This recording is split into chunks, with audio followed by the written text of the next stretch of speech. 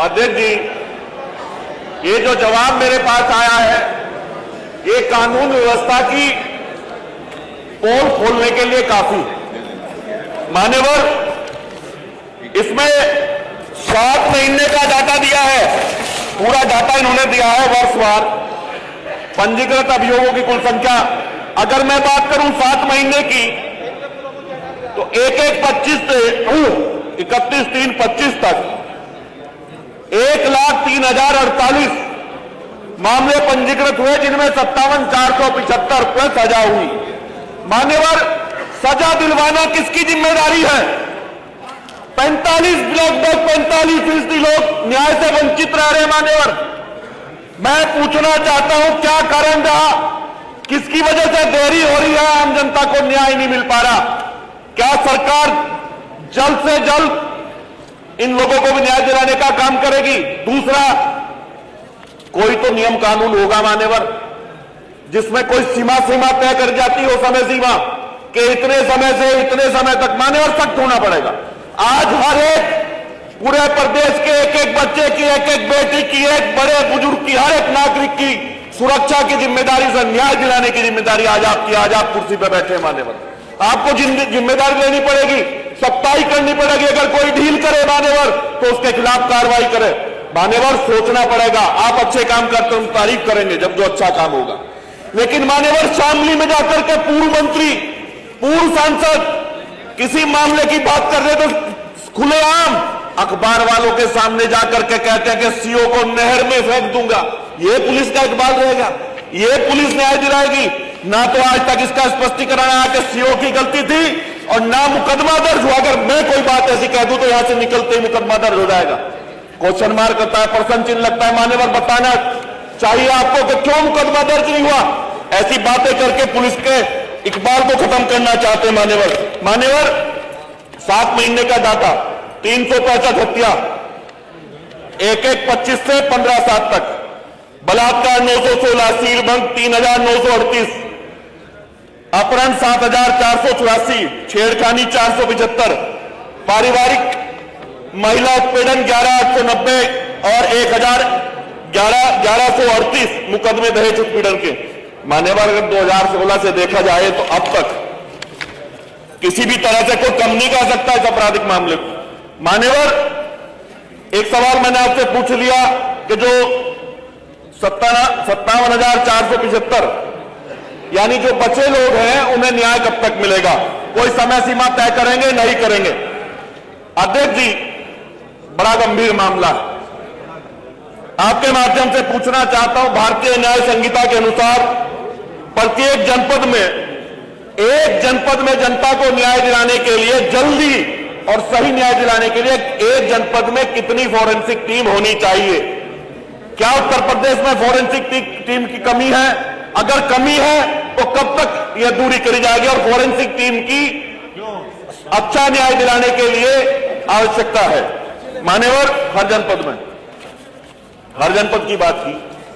मान्यवर, अगर हम महिला अपराध की बात करें, अगर कोई महिला सेक्सुअल असल्ट से पीड़ित हो जाती है मान्यवर रात के समय में, तो क्या पुलिस उसकी डॉक्टरी करा पाएगी?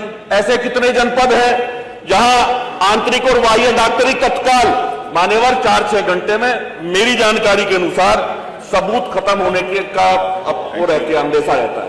Thank you. इस तरह से बेटियों को न्याय मिल पाएगा मान्यवर? वो मैंने आपको पहले बोला था। अच्छा, एक मामला और बताऊं मान्यवर? मामला मत बताइए, प्रश्नकाल समाप्त। ये तो सवाल है, मैं सवाल पूछना चाहता हूँ। आईटी के कितने सवाल तो पूरा जाए, इनकी बात आगे गंभीर कोई देखिए, बात आना चाहिए।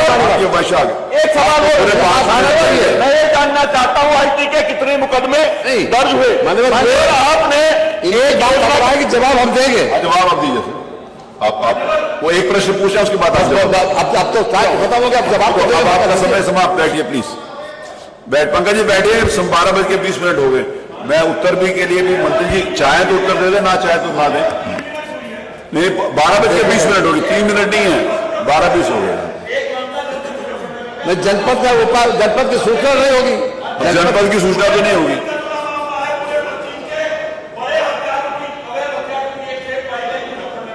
वो आप लिख के अलग से तो जानकारी कर देंगे।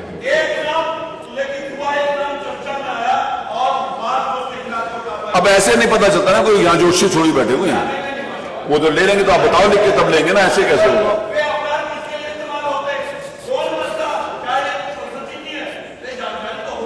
बैठिए प्लीज। माननीय मंत्री जी जवाब देना चाहें तो दे दें, प्रश्नकाल समाप्त हो गया, जवाब देना चाहिए।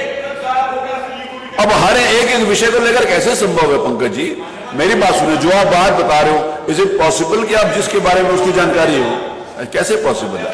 आप बताओ ना, आप बताओ कैसे पॉसिबल। माननीय अध्यक्ष जी, माननीय अध्यक्ष जी, आप बैठिए। ये हर चीज के अंतर्गत आपको पूरा अवसर दिया गया, आगे पूरी 12:20 हो गए, मैं मंत्री जी को सिर्फ जवाब देने के लिए नहीं, हर चीज का समय तय है। बैठिए प्लीज, नो प्लीज, अच्छी बात, मेरा रिक्वेस्ट है प्लीज आप लोग पूछना, आपको पूरे 5 मिनट मिले। कानून व्यवस्था मेंटेन करने के लिए और सबसे ज्यादा इंफॉर्मेशंस हमने ये कोशिश की है कि हम पूरा आपका सवाल का जवाब दे दें इसमें, और हमने दिया है मान्यवर, लेकिन जो बातें आपने उठाई उसका भी हम जवाब देना चाहते हैं। एक आपने उठाई सजा की बात, तो मैं उदाहरण के तौर पर बताना चाहता हूं, इस सरकार ने पहली बार 2024 में 100 दिन में ऐसे 6 केसेस हैं जिसमें 100 दिन में FIR से लेकर और कन्विक्शन सजा तक मात्र 100 दिन में 6 केसेस में सजा दिलवाई वाले वाला, इसका जवाब दे रहे, उदाहरण बता देंगे। बहराइच, सीतापुर, रामपुर, अलीगढ़, मेर अमेठी, इसमें ये क्राइम नंबर सहित हम आपको बताया जा रहा है, आपके पास भेजे जा रहा है। बहराइच में 27 दिन में आजीवन कारावास दिया गया, FIR हुई 17/2/24 को, चार्जशीट लगी 24/2/24 को, निर्णय हुआ 22/3/24 को, और इसको आजीवन कारावास हुआ मान्यवर, ये पॉक्सो एक्ट में। आप अभी महिलाओं की बात कर रहे थे मान्यवर, उसकी बात कर रहे हैं। सीतापुर में FIR हुई 14/10/24 को, 28/10/24 को चार्जशीट लगी, 29/11/24 को निर्णय हुआ, आजीवन कारावास हुआ, ये भी पॉक्सो एक्ट में 32 दिन के अंदर। मानवर रामपुर, इसमें 8 तारीख को FIR हुई अगस्त को, 19 अगस्त को चार्जशीट लगी, और 21 और 24 को जजमेंट हो गया, 20 वर्ष अथवा अधिक से अधिक सजा, 33 दिन में सजा हो गई। मानवर इस तरीके से 6 केसेस ऐसे हैं जिसमें 55 दिन, 79 दिन, 93 दिन, ये 24 में सजा हुई मानवर, और 25 में ऐसे 11 केसेस हैं जिसमें 134 दिन में, कम से कम 22 दिन में, और ज्यादा 134 दिन में ये सजा हुई मानवर। हम आपको दोनों कागज भेजे देते हैं और आपको भी भेजे देते हैं। बलरामपुर, जौनपुर, चित्रकूट, फिरोजाबाद, श्रावस्ती, बुलंदशहर, हाथरस, रामपुर, बदायूं, रामपुर, ट्रांसजेंडर कमिश्नरेट गाजियाबाद, इसमें 22 दिन से लेकर 134 दिन के अंदर सजा हुई।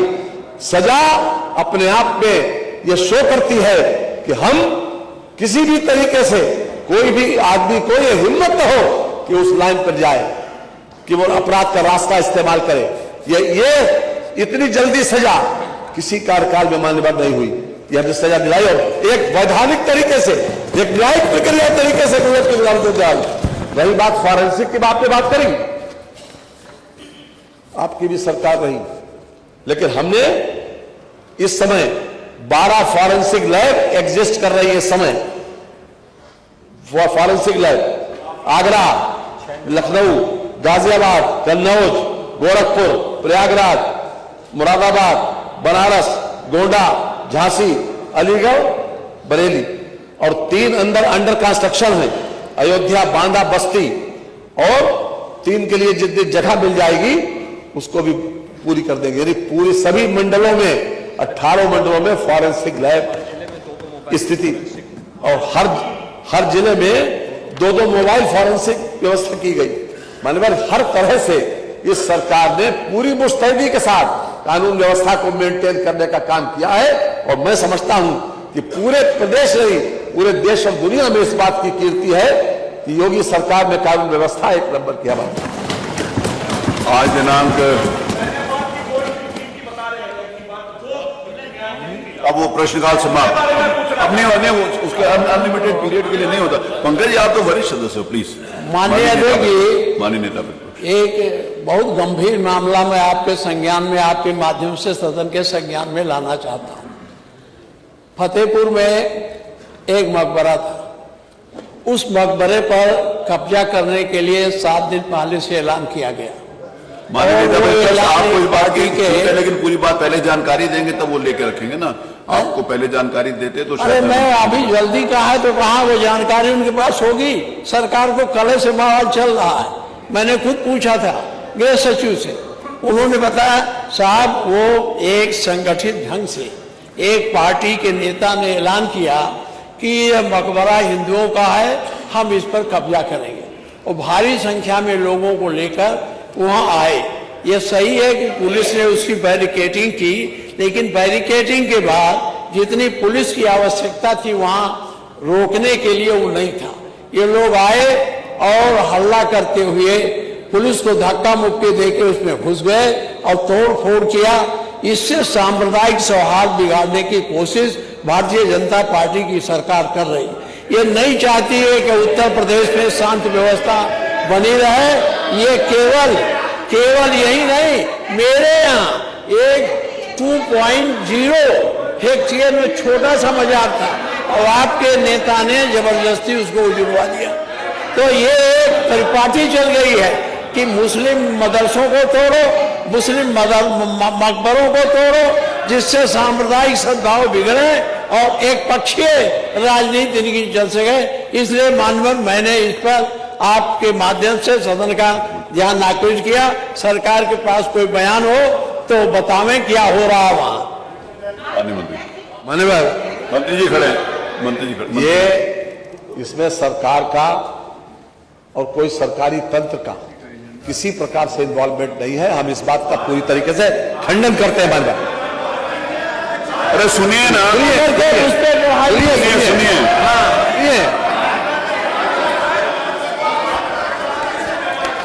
पूरी तरह सुनिए माननीय, ये सुनिए पूरी बात। कोई विषय है तो बात का सुनिए ना। माननीय नेता प्रतिपक्ष ने जो विषय उठाया उसके बाद उत्तर में तो सुनिए। आप जवाब सुनिए तो सही, पूरी अगर कोई विषय है तो आनंद जी बताइए। इसमें क्राइम नंबर 300। सुनिए ना पूरी बात।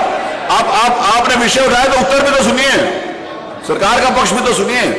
क्राइम नंबर 319, अरे बैठिए। थाना कोतवाली फतेहपुर 11/8/2021 को शाम को 6:21 पर इस पर रिपोर्ट लिखी गई। मालूम रिपोर्ट लिखी गई और ये 11 लोगों के नामजद रिपोर्ट है, और नहीं 10 लोगों के नामजद है और 11वां 150 लोग अज्ञात।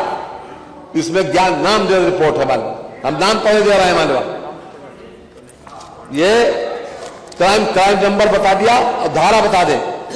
भारतीय न्याय संहिता 190, 191(2), भारतीय न्याय संहिता BNS 191(3), भारतीय न्याय संहिता BNS 301, 196, आपराधिक कानून संशोधन 7 क्रिमिनल लॉ अमेंडमेंट एक्ट 7, सार्वजनिक संपत्ति नुकसान निवारण अधिनियम 2 और सार्वजनिक संपत्ति नुकसान निवारण अधिनियम 3।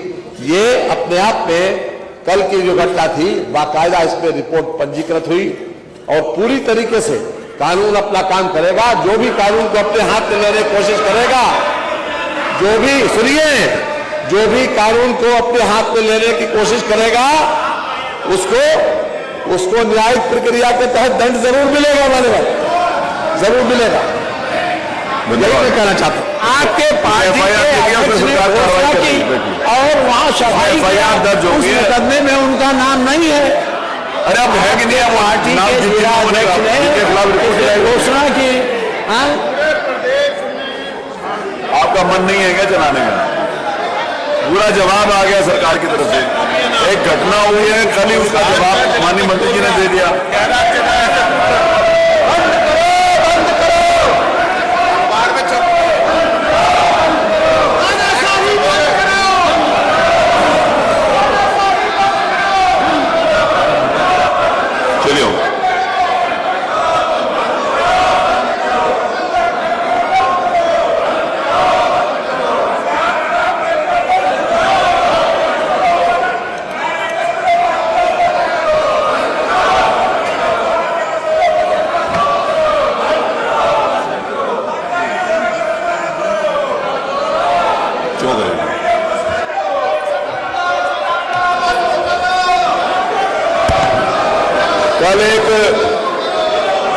सुनिए।